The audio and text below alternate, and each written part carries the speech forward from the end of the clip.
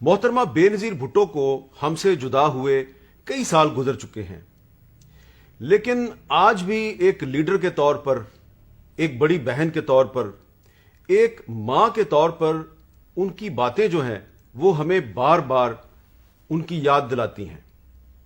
मोहतरमा बेनजीर भुट्टो पाकिस्तान की बहादुर तरीन सियासी लीडर थीं और अगर वो चाहती तो दहशत गर्दों के सामने सरेंडर करके वो अपनी जान बचा सकती थीं,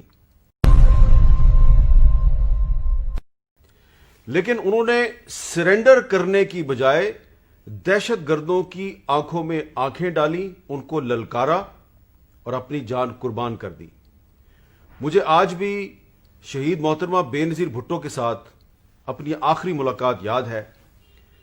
इस्लामाबाद में उस मुलाकात में उन्होंने मुझे कहा कि अगर मेरी जान को कोई खतरा होता है या मुझे कुछ हो जाता है तो याद रखना इसका जिम्मेदार जनरल परवेज मुशर्रफ होगा और आपने उसको बेनकाब करना है। मैंने मोहतरमा बेनजीर भुट्टो से गुजारिश की कि आप जरा एहतियात करें, क्योंकि आप चारसदा गई थी, वहां पे भी आप पर हमले की कोशिश हुई, आप और भी पब्लिक प्लेसेस पर जा रही हैं, तो आप जरा मोहतात रहें। तो मोहतरमा बेनजीर भुट्टो ने कहा कि अगर मैंने एहतियात के नाम पर जलसे जुलूस बंद कर दिए तो पाकिस्तान में जलसे जुलूस का कल्चर ही खत्म हो जाएगा। मैं ये नहीं चाहती कि हम दहशत गर्दों के सामने सरेंडर करें और मुझे डराया जा रहा है, मुझे कहा जा रहा है आपकी जान को खतरा है, मुझ पर हमले भी करवाए जा रहे हैं।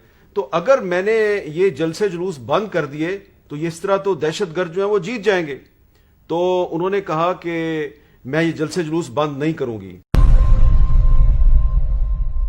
उन्होंने कहा कि परवेज मुशर्रफ और उसके हवारी ये चाहते हैं कि मैं पाकिस्तान से वापस चली जाऊं, मैं दोबारा मुल्क छोड़ दूं, लेकिन मैं मुल्क नहीं छोड़ूंगी। ये मुझे कहते हैं तुम्हारी जान को खतरा है, मैं अपने मुल्क के अंदर रहकर अपनी जान कुर्बान कर दूंगी।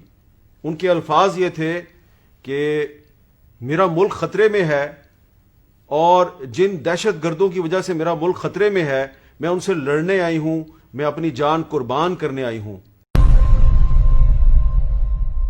इस गुफ्तगू के कुछ दिन के बाद मोहतरमा बेनजीर भुट्टो ने दहशत गर्दों की आंखों में आंखें डालकर अपनी जान कुर्बान कर दी। उन्होंने अपनी जान पाकिस्तान के लिए कुर्बान की।